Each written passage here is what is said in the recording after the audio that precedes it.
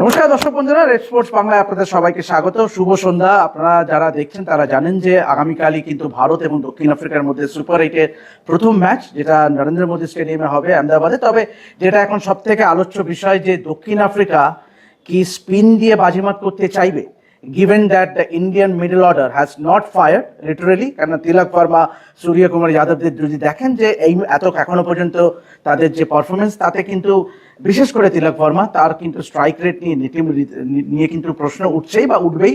তো সেই নিয়ে আমরা কথা বলতে এসেছি বলিদার সঙ্গে। বলিদা, তোমার কি মনে হয়, মানে এই যে তিলক বর্মার, যদিও অনেকে বলছে যে না ও কিন্তু সিচুয়েশন অনুযায়ী ব্যাট করছে, তুমি কি মনে করো is it time just to see Sanju Samson give him another opportunity instead of Tilak Varma, নাকি না তিলক বর্মাকে নিয়েই তুমি পারসিস্ট করতে চাইবে?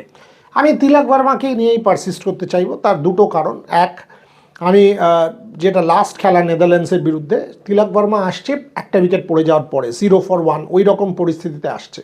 সেখানে পাকিস্তানের বিরুদ্ধে খেলায় Ishan Kishan went on the rampage. Tilak anchor করা ছাড়া আর কোনো অপশান তার কাছে ছিল না বা প্রয়োজনও ছিল না। দ্বিতীয় কথা, নেদারল্যান্ডসের বিরুদ্ধে খেলাটাতে সিমিলার হয়েছিল। ঈশান কিষান 8 বলে 17 করেছিল, 19।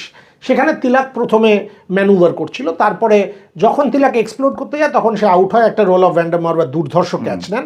বাট আদারওয়াইজ তিলক কাটা 31 from 27। দেখো, একটা জিনিস মাথায় রেখো, ইন্ডিয়া কিন্তু at no point 8-9 কম ছিল, 7 7.5 ছিল। তারপরে শিবম দুবে এসে স্পিনের যে গল্পটা, শিবম দুবে স্পিনকে মানে প্রচণ্ডভাবে কন্ট্রোল করে প্রহার করে রানটা করে দিলেন। Not one player will score every day. Tilak এমন নন যে ঈশান কিষান বা অভিষেক শর্মার মতন explosive. At the same time Tilak কিন্তু ইনিংসটাকে ধরে রাখছেন একটা সার্টেন পয়েন্টে। আমি এক্ষুনি কোনো চেঞ্জ দেখছি না। হ্যাঁ, আমি এইটা দেখছি যে ইন্ডিয়া রেডি থাকবে to face Aiden Markram, George Linde, Keshav Maharaj, west ইন্ডিজের বিরুদ্ধে রস্টন চেস, জিম্বাবুয়ের বিরুদ্ধে সিকান্দার রাজা।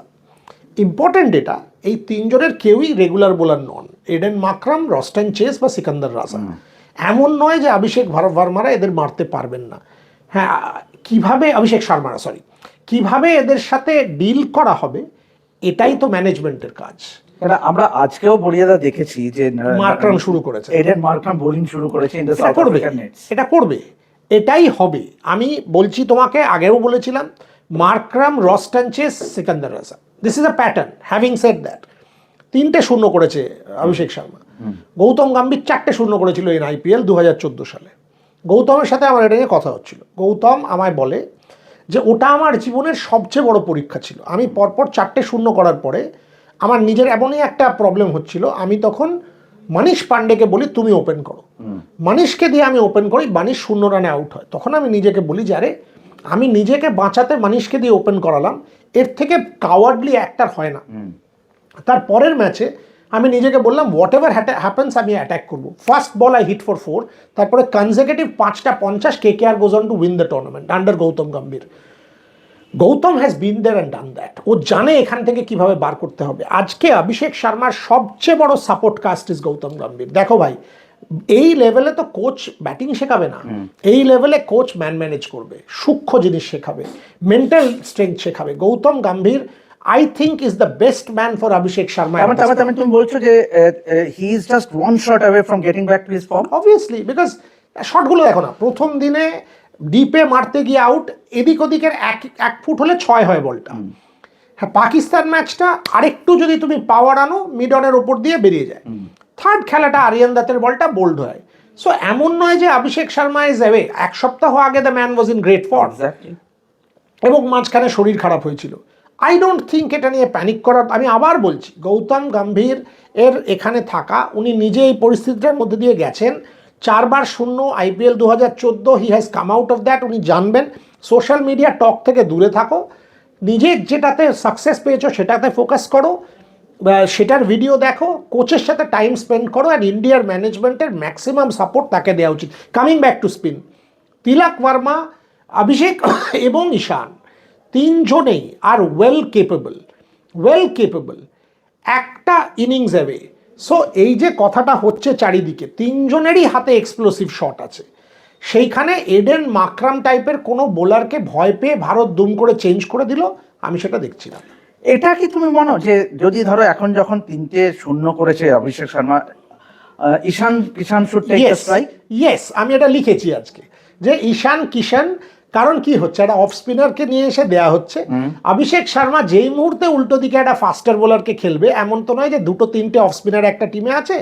ঈশান কিষান যদি প্রথম স্ট্রাইকটা নেন, এই যে অভিষেক শর্মা যদি 2-3টে বল উল্টো দিকে থাকেন, ধরো আজকে প্রথম 3টে বলে ঈশান একটা 6 মেরে দিলেন, অটোমেটিক্যালি প্রেশারটা রিলিজ হয়ে গেল যে আমাদের তো প্রথম ওভারের রানটা হয়ে গেছে, অর্থাৎ আমি 2টো বল দেখে নিতে পারি, আমি একটা সিঙ্গেল এখানে একটা সিঙ্গেল ওখানে নিয়ে ইন হয়ে গেলাম। এই কুশনটা অভিষেক শর্মাকে দেয়া দরকার। ঈশান কিষান যদি স্ট্রাইকটা নিয়ে নেন, give him a little bit of a feel যে আচ্ছা this is he is in, এবং তার পরের ওভার থেকে automatically it will fall in place. So 100% you persist with Abhishek Sharma, Ishan Kishan should take the strike, give him a little bit of time, and then automatically দেখবে against the faster bowlers or other spinners he will come into the party। প্রথমেই এসে off spin, এটা মানসিকভাবেও তো হয়, self doubt তৈরি হয়, কয়েকটা বলের জন্য দূরে রাখো না। ঈশান যদি একটা বড় শট খেলে নেন, তখন অভিষেকের এটাও মনে হবে যে আমি তো সিঙ্গেল নিয়ে নিলেই হয়, আমার তো রানটা হয়ে গেছে। Give him that cushion.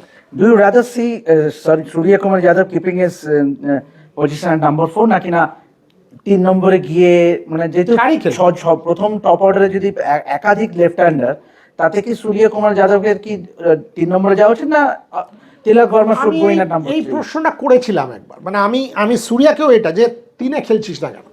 So সূর্যার বক্তব্য তিলক 3-এ খেলছে, যথেষ্ট ভালো খেলছে এবং মানে কনসিস্টেন্টলি ভালো খেলে এসছে, টিম ম্যানেজমেন্ট ওটাই রাখতে চায়। I don't think it's a bad option because left right is not a bad option.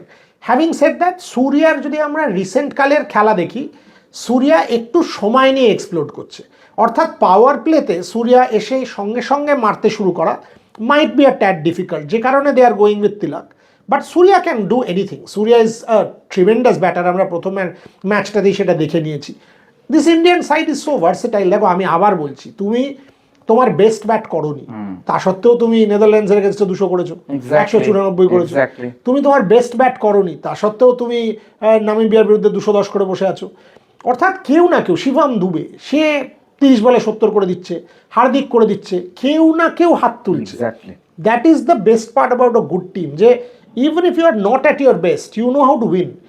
ইন্ডিয়ার biggest plus of this team, এরা T20 টিমটা জিততে জানে, আনলাইক মেনি আদার টাইমস। শেষ প্রশ্ন একটা রাখি, যে আমরা ব্যাটিং নিয়ে এতক্ষণ আলোচনা করলাম, বোলিং এ তুমি কালকে আমাদের আলোচনায় বলেছিলে যে you only see one change with Axar Patel coming in place of Washington Sundar. আর কোনো চেঞ্জেস দেখছো আর্শদীপ সিং থার্ড স্ট্রিমার হিসেবে, নাকি না একদমই নয়? না, আর্শদীপ তো খেললো, ওই জন্যই তো আমি বললাম বুমরা, আর্শদীপ, হার্দিক পান্ডিয়া, একদম। And you going with three spinners in Varun Chakravarthy, Axar Patel. দেখো আমরা 6টা অপশন, এন্ড দ্য থার্ড হচ্ছে যদি তুমি পার্ট টাইমার অভিষেক বা রিঙ্কুকে ইউজ করো বা তিলককেও করতে পারো, plus you have 1 over from Shivam Dube. So তোমার 3টে ফাস্ট বোলার, আর্শদীপ, বুমরা এবং হার্দিক, সাথে শিবম দুবের থেকে 1 ওভার। ইউ হ্যাভ 2 স্পিনার্স যারা 8 ওভার দেবে, বরুণ চক্রবর্তী আর অক্ষর। এছাড়া তোমার কাছে 3টে স্পিনার আছে যারা পার্ট টাইমার, অভিষেকের লেফট আর্ম, তিলকের রাইট আর্ম অফ স্পিন, রিঙ্কুর রাইট আর্ম অফ স্পিন। সেখানে তুমি 1 ওভার আরামসে বার করে নিয়ে আসতে পারো if the ball is turning. অর্থাৎ তোমার কাছে 8টা অপশন আছে, তার মধ্যে 6টা অপশন রেগুলার বোলারের অপশন। That's good enough. তো আমরাও আশা করি যে ইন্ডিয়ার যে মোমেন্টামটা যেটা ধরে রেখেছে, ইনফ্যাক্ট সাউথ আফ্রিকাও কিন্তু তাদের গ্রুপ লিগের সব ম্যাচ জিতেই, চারটে দলই সবকটা ম্যাচ, এক্স্যাক্টলি। তো আমরা আশা করবো যে Narendra Modi stadium, in fact last যে ম্যাচটা খেলেছিল দুটো দল, that was the 5th T20 international played on at this venue, যেটা কয়েক মাস আগে যে T20 সিরিজ হয়েছে, সেটা কিন্তু ইন্ডিয়া পোস্টে 235 বড়িয়া দেয়, এবং south Africa while chasing score 201। মানে সুতরাং hopefully it will be a high scoring affair, এবং India ends up with flying colors। তো এভাবেই দেখতে থাকুন। অবভিয়াসলি সুবায়ন আছে, সুবায়নের সঙ্গে আমার একটা লাইভ থাকবে আজকে আফটার দ্য ইন্ডিয়া প্র্যাকটিস। তুমি তো গার্গীকেও Bangla শেখাচ্ছ। Obviously I would love to have her also on our show। তো এভাবেই দেখতে থাকুন রেড স্পোর্টস বাংলা, এবং T20 ওয়ার্ল্ড কাপ জুড়ে যাবতীয় খবরের পেতে গেলে অবশ্যই চোখ রাখুন আমাদের চ্যানেলে। আমি দেবাশিস এবং আমার সঙ্গে বলিয়া অসংখ্য ধন্যবাদ। দেখতে থাকুন রেড স্পোর্টস বাংলা।